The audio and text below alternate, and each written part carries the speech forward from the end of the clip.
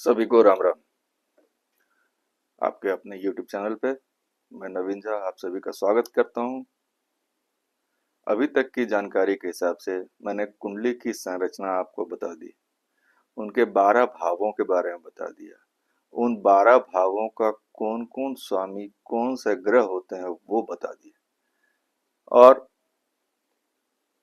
किस किस ग्रह के उन 9 ग्रहों के कौन कौन सा अपना स्वामित्व क्षेत्र होता है वो बता दिया। आशा करते हैं कि आपको समझने में आसानी रही होगी। अब इसके अगले चरण में हम आते हैं कि हर जिस तरह हर भाव का कोई कोई स्वामी होता है, उसी तरह मैंने नक्षत्रों के बारे में भी आपको बताया था। उन नक्षत्रों का भी कोई ना कोई स्वामी होता है। इस अध्याय में हम उन सभी नक्षत्रों के बारे में और उनके स्वामी के बारे में जानने का प्रयास करेंगे, जिससे हम कुंडली के फलित को समझ पाने में सुविधा हमें मिलेगी। तो जिस तरह से 9 ग्रह होते हैं, सप्ताह के हिसाब से अगर बात करें तो Sunday, Monday, Tuesday, Wednesday, Thursday, Friday, Saturday.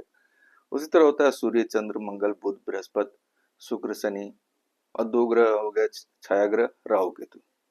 सबका अपना अपना 27 नक्षत्र के बारे में मैंने जिक्र किया था पिछले अध्याय सब में। 27 नक्षत्र, और सभी 9 ग्रहों के तीन तीन नक्षत्र होते हैं, माने 9 ग्रह हो गए और तीन तीन नक्षत्र सबके हैं। तो 9 ग्रह में तीन तीन नक्षत्र 9 into 3 करेंगे तो 27 हो जाता है। ठीक है, तो अब हम आज शुरू करते हैं हर नक्षत्र का कौन कौन स्वामी होता है, या किस ग्रह के अधीन में कौन कौन से नक्षत्र होते हैं। तो ध्यान दे के अवश्य सुने, इससे आपको अपना फल शुभ अशुभ जानने में बहुत सहायता मिलने वाला है, क्योंकि सारा डिपेंडेंसी इसी के ऊपर है, सारा दारोमदार इसी के ऊपर है कि आपका कब फल शुभ होने वाला है और कब अशुभ होने वाला है। तो चलिए शुरू करते हैं, सूर्य से ही शुरू करते हैं। जनरली 2 ग्रुप होता है ग्रहों में। एक होता है देवताओं का ग्रुप, माने एक देवताओं का ग्रुप और एक दैत्यों का ग्रुप है, ऐसा कहा जाता है या माना जाता है। हम भी उसी हिसाब से चलते हैं। तो 2 ग्रुप है, इसके ऊपर चर्चा बाद में करेंगे। शुरू करते हैं नक्षत्र और उसके स्वामी के बारे में। सबसे पहला ग्रह सूर्य है। सूर्य का अपना 3 नक्षत्र होता है।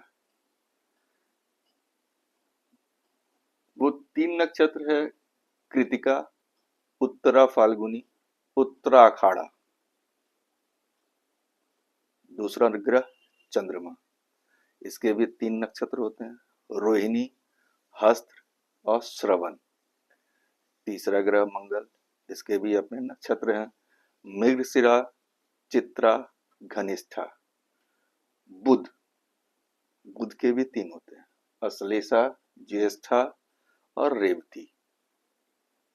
गुरु, जिसे हम आम बोलचाल की भाषा में बृहस्पति भी कहते हैं, तो बृहस्पति के भी 3 होते हैं, पुनर्वसु, विशाखा, पूर्वा भाद्रपद।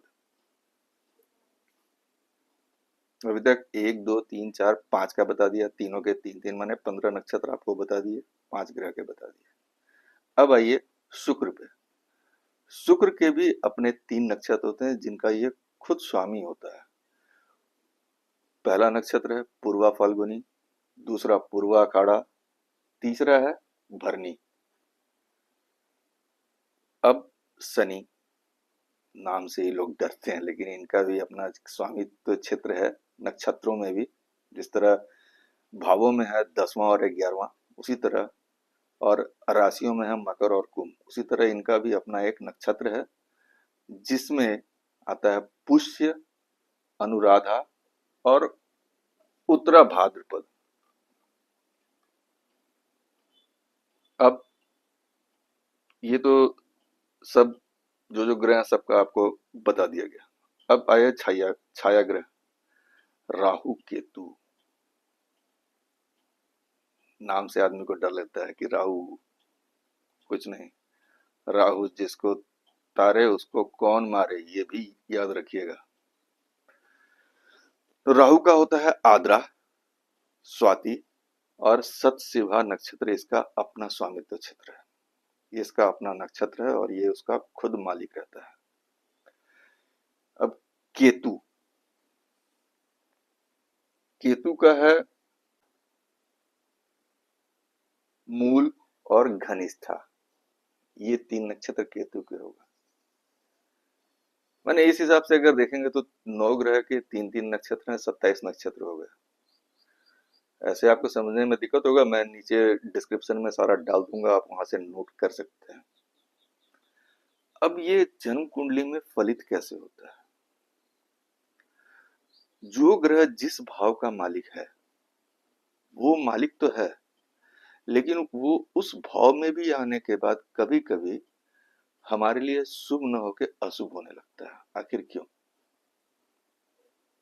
इसका एक ही कारण है, जब भी वो हमारे नक्षत्र में आए, हमारे नहीं, जब भी वो अपने नक्षत्र में आएगा तो हमको फल देगा, शुभ फल ही देगा।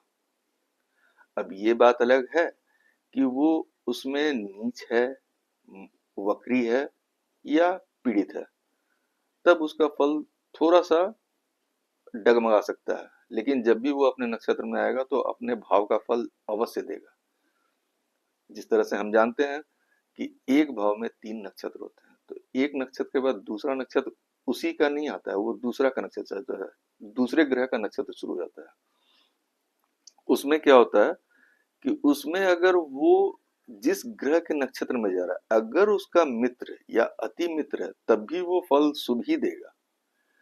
लेकिन अगर वो शत्रु और अति शत्रु ग्रह के नक्षत्र में चला जाएगा तो फिर उसका फल डैमेज करता है। यहां तक समझ में आ गया? इसी के आधार पर आप कभी कभी देखते होंगे जीवन में, ये ग्रह मेरे लिए अच्छा था लेकिन इसका फल मुझे ठीक से पूरी तरह या इसके पूरे दशा में मुझे प्राप्त नहीं हो पाया। इसका यही कारण है, क्योंकि ये सारे चीज जब नक्षत्र का चरण बदलता है और नक्षत्र जब बदलता है तो वो उसके उस ग्रह के फलों के ऊपर असर डालता है। इस चीज को अगर हम बारीकी से समझ लेंगे तो जन्म कुंडली और अपने जीवन को समझने में कभी भी कोई दिक्कत नहीं होगी। आने वाले समय में अगले अध्याय में मैं आपको बताऊंगा कि कैसे और कब ग्रह अपने भावों को छोड़कर या कोई भी ग्रह कितने समय में अपने नक्षत्र को छोड़ के दूसरे के नक्षत्र में प्रवेश करता है। तब तक के लिए बने रहें, और अगर ये नक्षत्रों की जानकारी आपको अच्छी लगी और अगर आपको अपनी कुंडली को समझने में अगर कुछ आसानी दिख रही हो तो कमेंट करके अवश्य बताएं। अगले अध्याय के लिए कि, कि 9 ग्रह कब अपना नक्षत्र और भाव बदलेंगे, इसकी जानकारी मैं आपको अगले अध्याय में दूंगा।